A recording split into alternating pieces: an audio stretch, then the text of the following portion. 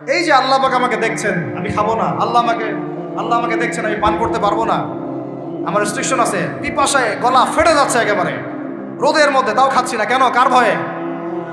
ওইটাই জীবনের সব ক্ষেত্রে বাস্তবায়ন করার জন্যই রমজান আসে। হাদিসের মধ্যে নবীজি বলেছেন যে ব্যক্তি রোজা রেখে অন্যায় কাজ ছাড়তে পারলো না, মানে আল্লাহর মাআসিয়াত ছাড়তে পারলো না, এই যে কাবায়ের ফাওয়াহিশ এগুলো ছাড়তে পারলো না, অশ্লীলতা ছাড়তে পারলো না, মিথ্যা ছাড়তে পারলো না, বেহায়াপনা ছাড়তে পারলো না, তার না খেয়ে থাকায়, পানি না পান করায় আল্লাহর কিচ্ছু যায় আসে না। আজকে একটা গুরুত্বপূর্ণ বিষয় আপনাদের সাথে কথা বলবো ইনশাআল্লাহ।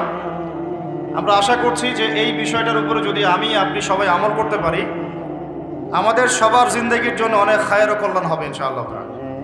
প্রথম কথা হচ্ছে, আমরা এখন শাবান মাসে আছি। কোন মাসে? নবী সাল্লাল্লাহু আলাইহি ওয়াসাল্লাম শাবান, রজব এগুলোর চাঁদ দেখলে একটা দোয়া করতেন। তিনি বলতেন আল্লাহুম্মা বারিক লানা, আমার সাথে বলেন আল্লাহুম্মা বারিক লানা ফি রজবিনা ওয়া ফি শাবানিনা ওয়া বাল্লিগনা রমাদানা। অর্থ হচ্ছে, হে আল্লাহ, আপনি আমাদের রজব মাসে বরকত দিন এবং শাবান মাসে বরকত দিন এবং আমাদেরকে রমাদানে পৌঁছে দিন। সুবহানাল্লাহ। মুমিনের জীবনে যতগুলো ইবাদতের মৌসুম আছে, তার মধ্যে সবচেয়ে শ্রেষ্ঠ মৌসুম হচ্ছে রমাদান। সবচেয়ে শ্রেষ্ঠ মৌসুম কি? এই কারণে সাহাবায়ে কেরাম রাদিয়াল্লাহু আনহুম আজমাইন শাবান মাস থেকেই, বরং তার চেয়ে আগ থেকেই, রজব থেকেই, শাবান থেকেই রমাদানের প্রস্তুতি গ্রহণ করতেন। কি করতেন? কোন মাসের? কেন করতেন আমি একটু বুঝাই, আমার সাথে বুঝেন। আমাদের এই উম্মতের গড় আয়ু বনু ইসরাইলের মতো না। আমরা কি 500, 600, 1000 বছর বাঁচবো? না, গড় আয়ু এই উম্মতের কম। এই কারণে আল্লাহ রাব্বুল আলামিন আমাদেরকে এই ইবাদত করার জন্যে, অল্প সময়ে অল্প ইবাদতে যেন আমরা বেশি বেশি নেকি পাই, ফজিলত অর্জন করতে পারি, এই কারণে আল্লাহ রাব্বুল আলামিন আমাদেরকে কিছু মৌসুম দিয়েছেন, ইবাদতের কি মৌসুম। আর আল্লাহ পাক আমাদেরকে পাঠিয়েছেনই পৃথিবীতে তার ইবাদত করার জন্য। যেমন আল্লাহ পাক কি বলেছেন সূরা যারিয়াতের 56 নম্বর আয়াতে আল্লাহ পাক বলেছেন যে ওয়া মা খালাকতুল জিন্না ওয়াল ইনসা ইল্লা লিয়াবুদুন, আমি জিন জাতি আর মানব জাতিকে শুধুমাত্র আমার ইবাদত করার জন্যই সৃষ্টি করেছি। তাই না? আমাদের দুনিয়াতে আসার অন্য কোনো কারণ আছে? না। এখন আল্লাহ পাকের ইবাদত কি সবাই সমান করতে পারবে? উত্তর হচ্ছে না।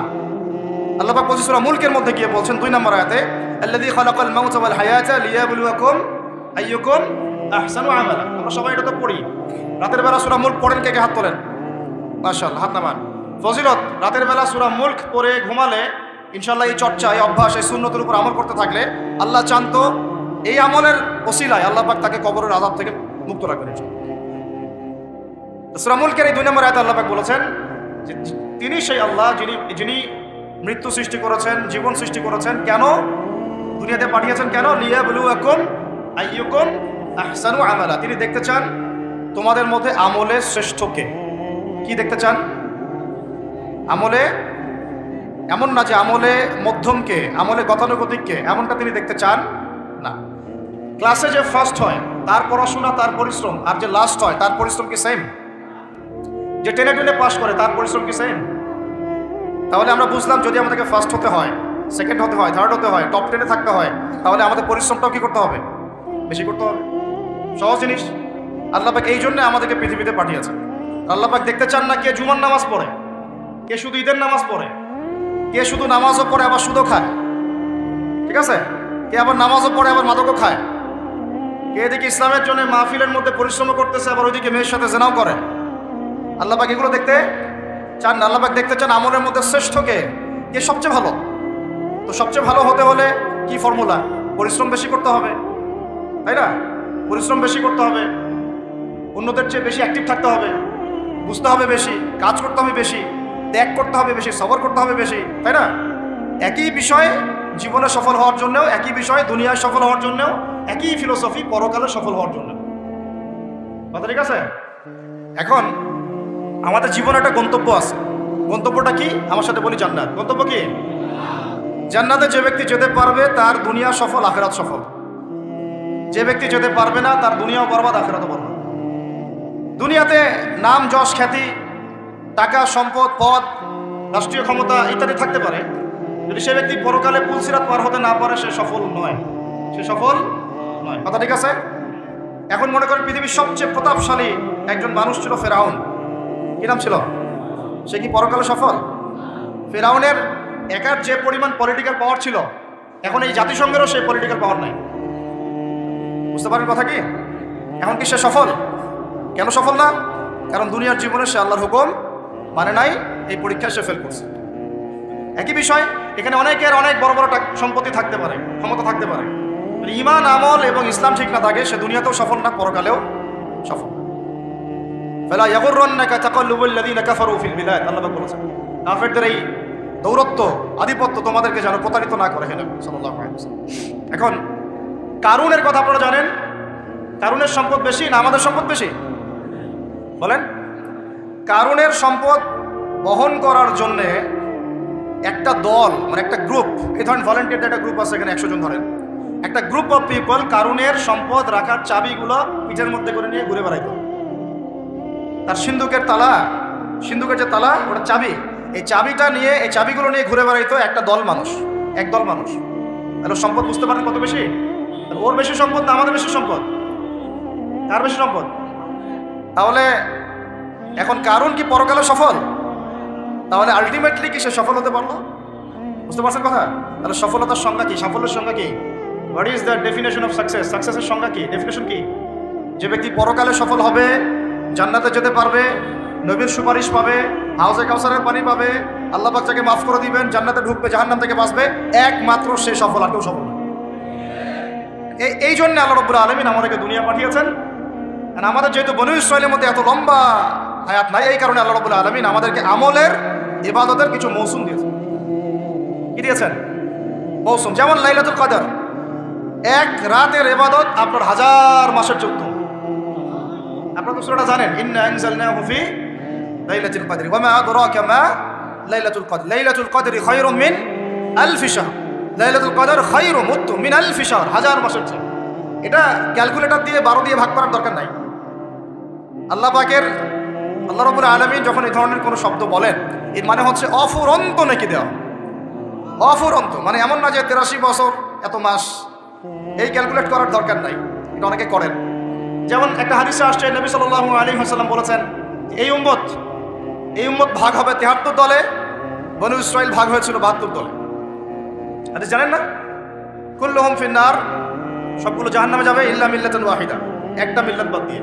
তিলা বলা হচ্ছে, মান হিয়া ইয়া রাসূলুল্লাহ, ইয়া আল্লাহর রাসূল বলেন সাল্লাল্লাহু আলাইহি ওয়াসাল্লাম, তারা কারা? নবীজি বলছেন সাল্লাল্লাহু আলাইহি ওয়াসাল্লাম, মান আলাইহি ওয়া আসহাবি আল ইয়াউমা, আজকের দিনে আমি আর আমার সাহাবীরা যার উপরে আছে।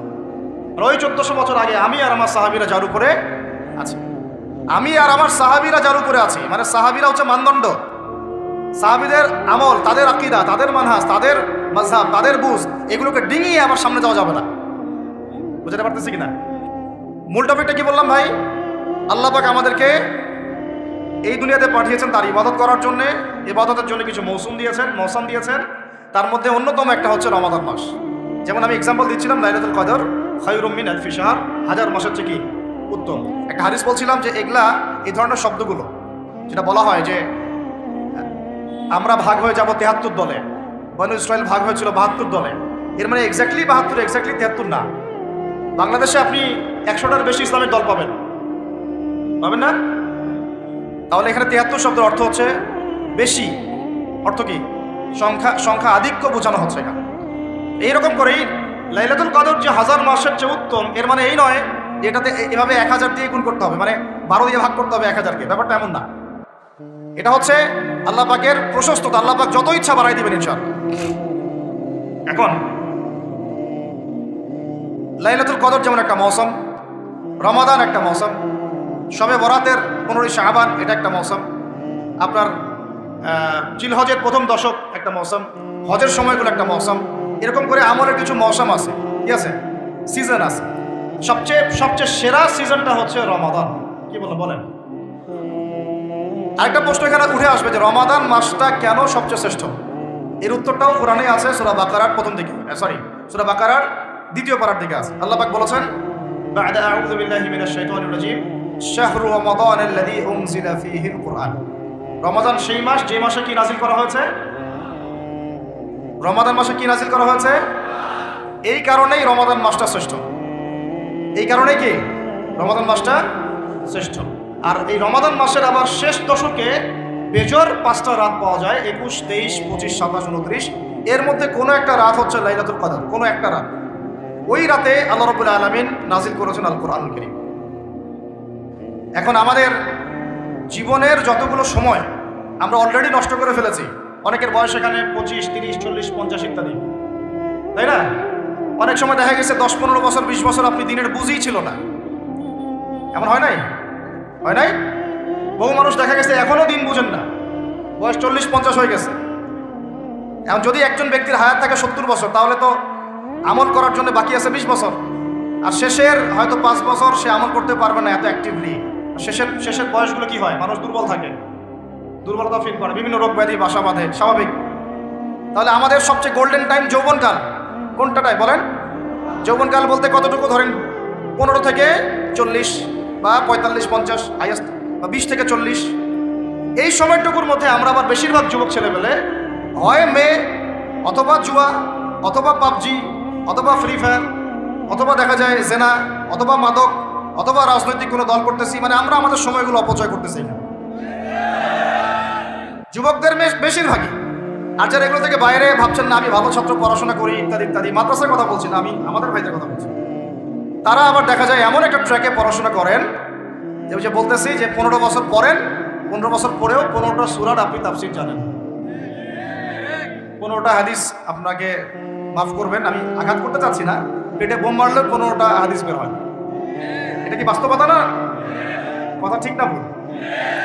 তাহলে এখন 15 বছরে আপনি 15 কোটি টাকা মনে হয় খরচ করেছেন পড়াশোনার জন্য। যারা বেসরকারি বিশ্ববিদ্যালয়ে পড়ে তাদের তো কথাই নাই, লক্ষ লক্ষ টাকা ঢালতেছে, থাকা খাওয়া, মানে চলাফেরা, মেসের লাইফ, ফ্ল্যাট ভাড়া নেওয়া, প্রাইভেট কোচিং, কত কি না করতেছে। কিন্তু আলটিমেটলি ওই যে বললাম সাফল্যের সংজ্ঞা কি? পুলসিরাত পার হইতে হবে। তো পুলসিরাত পার হওয়ার জন্য যে এলেম লাগবে, ওই এলেমের সাথে আপনার এলেমের কোনো সম্পর্কই নাই। এখন আবার আপনার এলেমের সম্পর্ক হয়ে গেছে শরীফার সাথে। তো এগুলো দিয়ে কিভাবে পার পাওয়া যাবে সেটা আপনারাই ভাবেন, আমি বেশি বলতে চাচ্ছি না। বেশি বললে তো বলবেন বলছি, তাই না? বেশি বললে তো বলবেন যে বেশি বেশি বলতেছেন। আল্লাহ পাক একটা জাতিকে, শুনেন, আল্লাহ পাক একটা জাতিকে ফেরেশতাদেরকে নামিয়ে দিয়ে মাটিটা এভাবে উপরে তুলে আসমানে উঠায়, পাথর নিক্ষেপ করে, বড় বড় পাথর নিক্ষেপ করে, রজম মানে থেতলা করে উল্টা দিকে এভাবে দাফন করে দিয়েছিলেন। এটা হচ্ছে সাদুম গোত্র, জর্ডানের ডেড সি, মৃত সাগরের পাশে এরা থাকতো। এই কওমের অপরাধ ছিল, এরা ছিল ছেলে ছেলে জেনা করত। কি করতো বলেন? ছেলে ছেলে জেনা করত, ছেলে ছেলে প্রেম, ছেলে ছেলে মহব্বত, ছেলে ছেলে জেনা। এখন বলা হচ্ছে যে একটা ছেলে, বাহির থেকে ছেলে, মনটা নাকি মেয়ের মতো।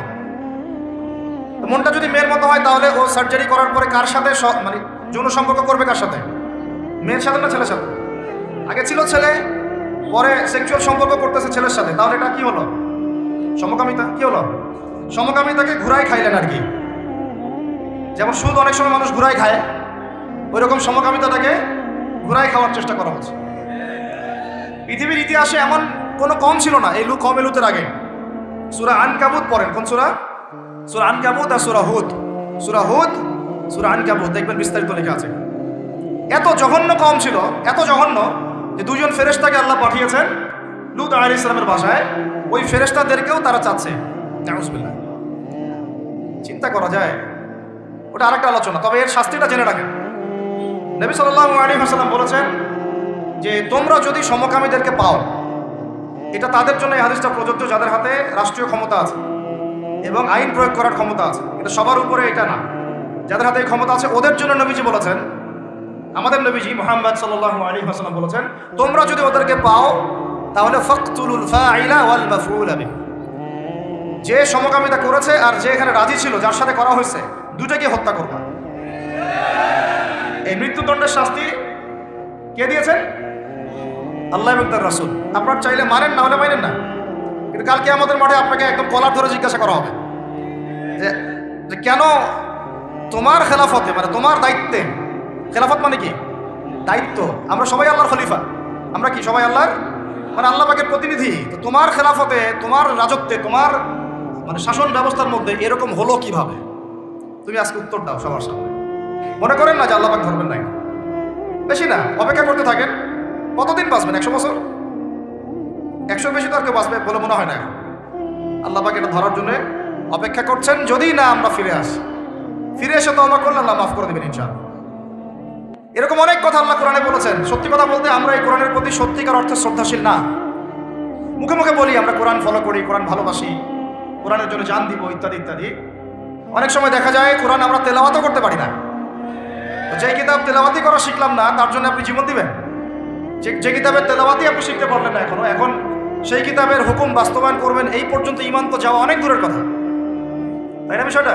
এর প্রতি ভক্তি শ্রদ্ধা তো আসবে না, কারণ তিলাওয়াতি তো এখনো শিখছেন না, অনুবাদ করছেন না, আয়াতের অর্থগুলো জানছেন না। এটা আল্লাহ পাক এই মানব জাতির জন্য পাঠিয়েছেন, পুরো মানব জাতির জন্য, শুধু মুসলিমদের জন্য না। এখানে আল্লাহ বলেছেন চুরি করলে চোরের হাত কেটে দাও। কি করো? কে শুনবে এই কথা? এখন কে মানবে এই কথা? আল্লাহ পাক বলেছেন যদি জেনা করে, সমকামিতা তো বহু দূরের কথা, এমনি জেনা করলে জনসমক্ষে 100 বেত্রাঘাত করবা। সূরা নূর, কোন সূরা? সূরা নূর আয়াত নাম্বার 2-3, বাসায় গিয়ে চেক করে দেখুন। আর চোরের হাত কাটা সূরা মাইদা, কোন সূরা? সূরা মাইদা। আমি নিজে নিজে করে কথা বলতেছি, এই কিতাবেই আছে। আল্লাহ পাক বলেছেন যদি ডাকাতি করে, ডাকাতি, ডান দিকের হাত বাম দিকের পা কেটে ফেলবা। ডান দিকের হাত বাম দিকের পা কেটে ফেলে। এটা কে কাটবে? কারা কাটবে? সাধারণ মানুষ? আপনি কি পারবেন? যার কাছে অথরিটি আছে তার উপর দায়িত্ব এটা। আমাদের উপর এটা দায়িত্ব না। আমাদের দায়িত্ব কি? আমাদের দায়িত্ব হচ্ছে জানানো, প্রচার করা, কারণ আমার কাছে ইলমটা আছে। এরপরে যদি সে না করে, তার ফল সে ভোগ করবে, তার হিসাব সে দিবে। আমাদের কাছে এই পর্যন্ত শেষ, কুল্লু খালাস। এরপরে যদি আল্লাহ পাক আপনাকে নিয়ে যান উপরে, তখন আপনি সেটা করবেন ইনশাআল্লাহ। ঠিক আছে? এখানে আছে, এর ব্যাখ্যা তো হাদিসও আছে। মাদক দ্রব্য সেবন করে, কি সেবন করে? 40টা বেত্রাঘাত। কয়টা? কে মানে কোরআনের কথা? এখানে আছে যে ব্যক্তি সুদ খায়, কি খায়? আরো আসতে বলেন। যে ব্যক্তি সুদ খায় সে যেন আল্লাহর সাথে যুদ্ধ করে, নবীর সাথে যুদ্ধ করে। আস্তে আস্তে বলতেছি না আমি কথাটা, কোরআনেই আছে। কে মানে কথা? কে মানে? নবীজি বলছেন সুদ যে ব্যক্তি ছাড়ে না সে যেন তার মায়ের সাথে জেনা করে। এগুলো এখন কে কাকে বাস করবেন? এগুলা কে শুনবে কথা? সুদি এনজিওর সয়লাভ দেশ ভরে, তারপরে এমন কোনো গ্রাম নাই, এমন কোনো শহর নাই, এমন কোনো ব্যাংকিং সিস্টেম নাই যেখানে সুদ নাই। নবীজি বলছেন আমি সুদের সাথে সম্পৃক্ত 4 শ্রেণীর মানুষকে অভিশাপ দিয়ে গেলাম। নাউজুবিল্লাহ। আমাকে বুঝান তো, নবীর অভিশাপ নিয়ে কেউ জান্নাতে যাবে? হ্যাঁ? নবী কাউকে সাল্লাল্লাহু আলাইহি ওয়াসাল্লাম যদি কাউকে অভিশাপ দেন, ও জান্নাতে যেতে পারবে? এত সহজ? নবীজি বলছেন যে সুদ খায় আমি তাকে অভিশাপ দিলাম, যে সুদ দেয় আমি তাকে অভিশাপ দিচ্ছি। যে সুদ খায়ও না, দেয়ও না, কিন্তু সাক্ষী থাকে, কি থাকে? আমি তাকে অভিশাপ দিচ্ছি। আর যে ব্যক্তি সাক্ষীও থাকে না কিন্তু লিখে রাখে, আমি তাকেও। আর বলেন তো এর মধ্যে পড়লো কিনা? পুরো সিস্টেমটা পড়ে নাই? আরো আছে এই যে মেয়েরা কি শুনতে পারতেছে? যেসব মেয়েরা পুরুষের পোশাক পরে, যেসব মেয়েরা পুরুষের পোশাক পরে, ট্রান্সজেন্ডার তো বহু দূরের কথা। ট্রান্সজেন্ডার মানে তো লিঙ্গ পরিবর্তন করতেছে, তাই না? ওর মনটা নাকি মেয়ে মেয়ে করে, মনটা নাকি ছেলে ছেলে করে। যাদের মনটা মেয়ে মেয়ে করে ওরা না হয় পুরুষাঙ্গ কাটে ফেলাই দিল, আর যাদের মনটা ছেলে ছেলে করে ওরা কি করবে?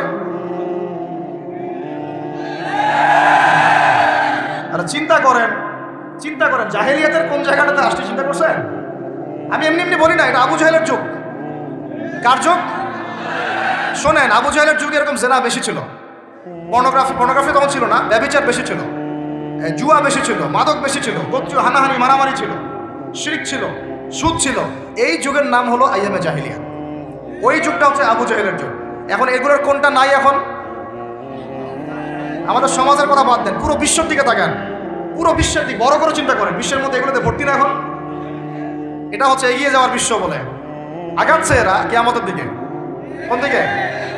ধ্বংসের দিকে, কিয়ামতের দিকে। যদি না ফিরে আসে, যদি না ফিরে আসে। আল্লাহ পাক বলেছেন ফাযাক্কির, তুমি উপদেশ দাও, ইন নাফআতিয যিকরা, যদি উপদেশ কাজে আসে, সায়াযাক্কারু মান ইয়াখশা, যে আল্লাহকে ভয় করে দ্রুত ফিরে আসবে ইনশাআল্লাহ। আল্লাহকে যারা ভয় করি আমরা ফিরে আসবো না ইনশাআল্লাহ। লাস্তা আলাইহিম বিমুসাইতির, তুমি কারো প্রতি দারোগা নও। আমরা কারো প্রতি কি নই? দারোগা নই। আমাদের কাজ কি? বাল্লিগু আন্নী ওয়ালাউ, প্রচার করো, একটা আয়াত যদি যান ব্যাস। এরপর যদি না মানেন আপনার প্রস্তুতি আপনি গ্রহণ করেন। এখন বলতে চাচ্ছিলাম, দেখেন ট্রান্সজেন্ডার বহু দূরের কথা। নবীজি বলেছে সাল্লাল্লাহু আলাইহি ওয়াসাল্লাম, কোনো মেয়ে যদি ছেলের পোশাকও পরে, মানে ছেলের মতো শার্ট, ছেলের মতো প্যান্ট জিন্স গেঞ্জি টি শার্ট, নাউজুবিল্লাহ, তাহলে নবীজি বলছেন ওই মেয়ের উপরে আমার অভিশাপ। এগুলো নিয়ে বললে তো অনেক কথা। মাদকদ্রব্য প্রস্তুতকারী বা মাদকদ্রব্যের সাথে সংশ্লিষ্ট 10 শ্রেণীর মানুষকে একই পাপের কাতারভুক্ত করা হয়েছে। যে খায়, যে খাওয়ায়, যে পরিবেশন করে, যে বানায়, এভাবে একটা তালিকা আছে। কে বুঝাবে? এখনকার আমাদের সমাজে এগুলো মূল সমস্যা না? এই সমস্যাগুলো হতে পারে কারণ আমরা মানুষ, কবিরা গুনাহ হতে পারে। এর উপর অটল থাকলে পরে আল্লাহর গজব নেমে আসবে। কি নেমে আসবে? গজব নেমে আসবে। আল্লাহ পাকের গজব যে কয়েকটা বড় বড় পাপের কারণে আসে সেগুলো হচ্ছে, আমার সাথে বলেন, শিরক। 2 নম্বর হচ্ছে অহংকার। 3 নম্বর হচ্ছে কুফরি। 4 নম্বর জিনা। 5 নম্বর বেহায়াপনা। আর 6 নম্বর সমকামিতা। আরেকটা হচ্ছে গান বাজনা, বাদ্যযন্ত্র। গান বাজনা, বাদ্যযন্ত্র, এগুলো যখন সমাজে প্রকট আকার ধারণ করে তখন আল্লাহর গজব নেমে আসে। আমাকে বলেন এখন এগুলো আমাদের মধ্যে আছে না নাই? কম কম। এখন কথা হচ্ছে এগুলো থেকে মানুষকে ফেরানোর জন্য আল্লাহ রাব্বুল আলামিন একটা বিষয় খেয়াল করেন না, যে যখন সূর্য ডুবে যায় তখন পাখিগুলো কি করে বলেন? বাসায় ফিরে যায় না? মানে দিন শেষ, সূর্য ডুবে গেছে, এখন বাসায় ফিরতে হবে, তাই না? এভাবে আল্লাহ পাক রমাদান দিয়েছেন আমাদেরকে কেন জানেন? যাতে এই যে সারা বছর আমরা এদিক ওদিকে ছোটাছুটি করে দূরে সরে গেছি না, এখন কাছে আসো, ঘরে আসো, আল্লাহর কাছে আসো। রমজান মাসে কোথায় আসো? আল্লাহর কাছে আসো। এখন আল্লাহর কাছে আসতে হলে আপনার প্রিপারেশন লাগবে না? আমি আপনাদেরকে আজকে 15টা পয়েন্ট বলবো ইনশাআল্লাহ। বেশি বড় বড় করে না, জাস্ট সংক্ষিপ্ত করে 15টা পয়েন্ট। এই পয়েন্টগুলো আমাদেরকে রমাজানের আগেই নিজের মাথায় ঢুকাইতে হবে। পাক্কা নিয়াত করতে হবে আল্লাহ পাক যেন আমাকেও তৌফিক দেন, আপনাদের সবাইকে তৌফিক দেন। তো আমি যেটা বলছিলাম ভাই, আমাদের আগে ইলম শিখতে হবে, আমল বাড়াইতে হবে, ওলামা কিরামের সোহবত লাগবে, আর রিজিক হালাল করতে হবে। কি করতে হবে? কোন অবস্থায় সুদ, ঘুষ, হারাম, দুর্নীতির সামনেও যাবেন। যদি যান আপনি পরকালে পস্তাবেন, আর কিছু বলার নেই আমার। যদি যান তাহলে আপনি দুনিয়াতেও পস্তাবেন, পরকালে পস্তাবেন। আল্লাহ পাক আপনাকে হেফাজত করে না। আমি বের হয়ে আসেন, নিয়াত করেন, রিজিকের মালিক আল্লাহ। আর রাজ্জাক কে? কে আর রাজ্জাক? এই সাগরের নিচে যে মাছগুলো থাকে লক্ষ লক্ষ কোটি কোটি, কোনোদিন সুদ খায়? ঘুষ খায়? জুলুম করে? ওদেরকে কে খাওয়ায়? এই জমিনে যত প্রাণী আছে চাকরি বাকরি করে, কখনো ব্যবসা করে? কিছুই তো করে না। কে খাওয়ায়? তা আমাকে সুদি খাওয়া লাগলো? আমাকে রিজিকের জন্য সুদি খাওয়া লাগলো? হ্যাঁ, আমাকে খুশি খাওয়া, আমাকেই খাওয়া লাগলো? আমাকেই দুর্নীতি করতে হবে? আল্লাহ পাক আমাদেরকে বুঝ দান করেন। আমি রিজিক আল্লাহ পাক দিবেন। যদি আপনি হারামে চান তখন হারামেই পাবেন, হালালে চাইলে আল্লাহ পাক হালাল রাস্তা বের করে দিবেন ইনশাআল্লাহ। এইগুলো আমাদের কাজ ভাই। একদিন 2 দিনের মাহফিল করে আমরা সব কায়েম করতে পারবো না। তারপরে আমাদের পরিবারের আদর্শ ঠিক করতে হবে, পরিবারের মেয়েদেরকে পর্দায় রাখতে হবে, সবাইকে সৎ কাজে আদেশ করতে হবে, অন্যায় কি করতে হবে? নিষেধ করতে হবে, দাওয়াতের কাজ করতে হবে, আলেমদের সোহবতে থাকতে হবে, উম্মাকে ঐক্যবদ্ধ করার চেষ্টা করতে হবে। তারপরে ইনশাআল্লাহ দিনের জন্য কিছু করা যাবে। তো ঠিক আছে কথা? আল্লাহ পাক আমাদেরকে বোঝার তৌফিক দান করেন।